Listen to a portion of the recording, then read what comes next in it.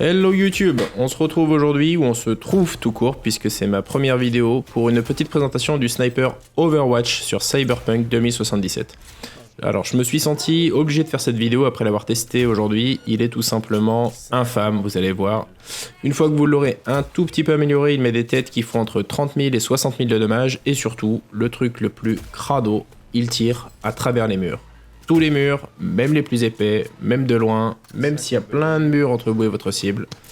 Voilà, puisque les images parlent mieux que les mots, je vous laisse découvrir quelques séquences choisies maintenant.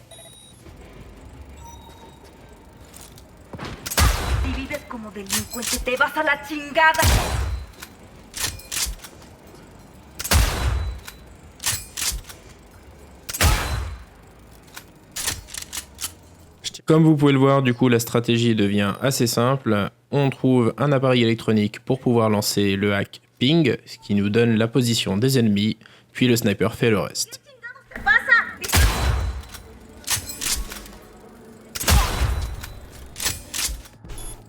Ayer, dit Ymir, tueur en série notoire. Les autorités de Night City offrent des récompenses pour la neutralisation du groupe.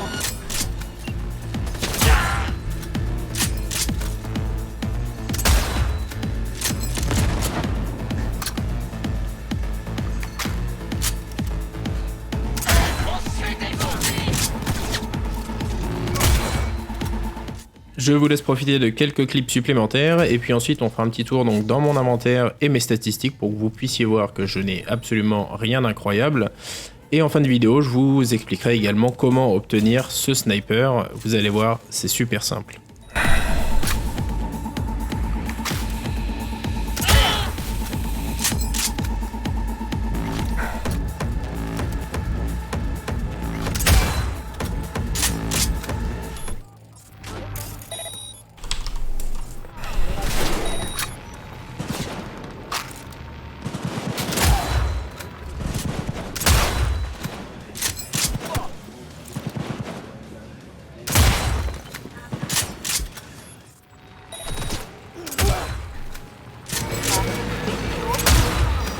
Alors, l'ennemi qu'on vient tout juste de se voir se faire one-shot, c'est une cyberpsycho. Donc vous voyez, ce sniper rend ce type de mission bien plus facile.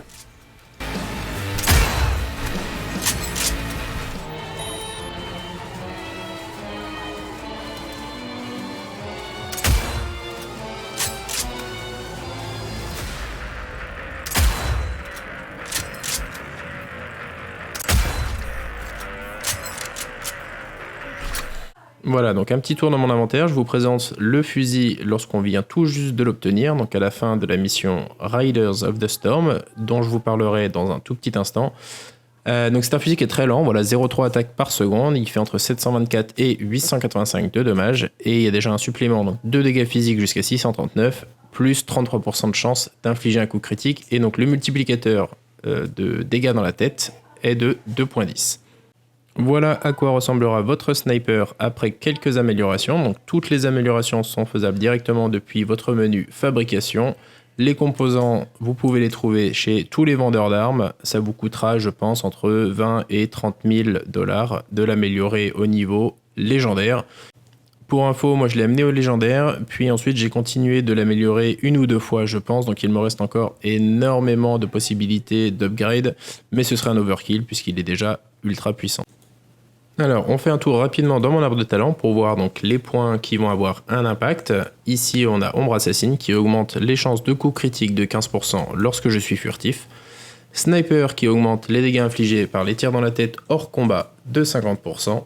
Puis enfin, Assassin qui augmente de 15% donc les dégâts infligés aux ennemis humains.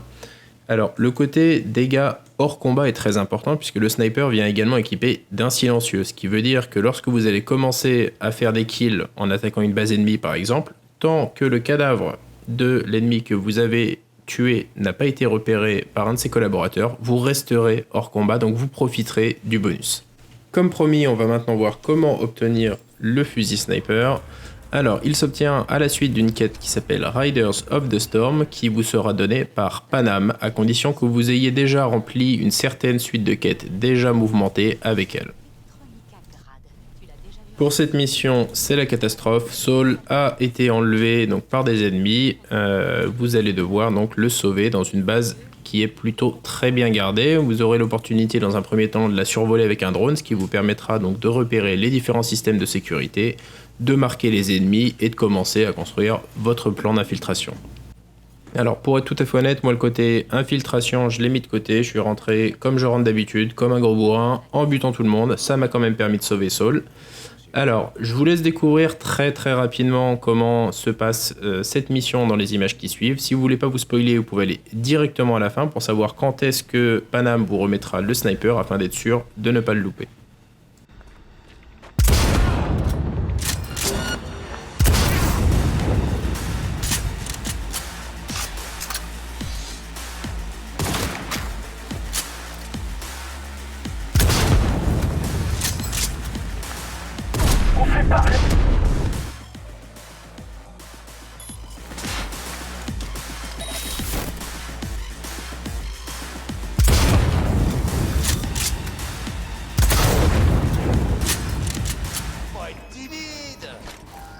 Êtes-vous satisfait de la fonction tir automatique? Sautez sur place pour confirmer.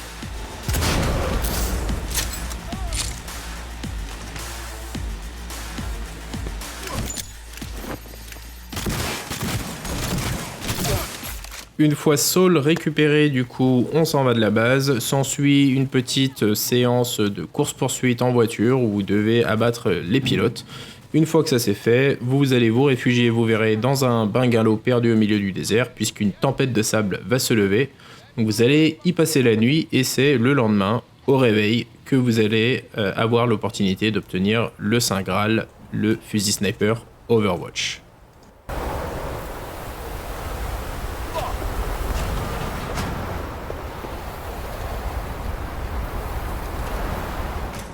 Tu vois ce que je vois?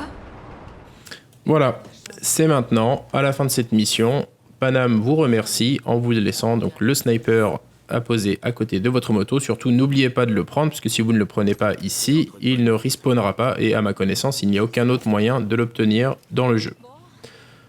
Voilà, c'est tout pour moi. J'espère que vous aurez apprécié la vidéo et les petits tips donc, pour obtenir ce sniper.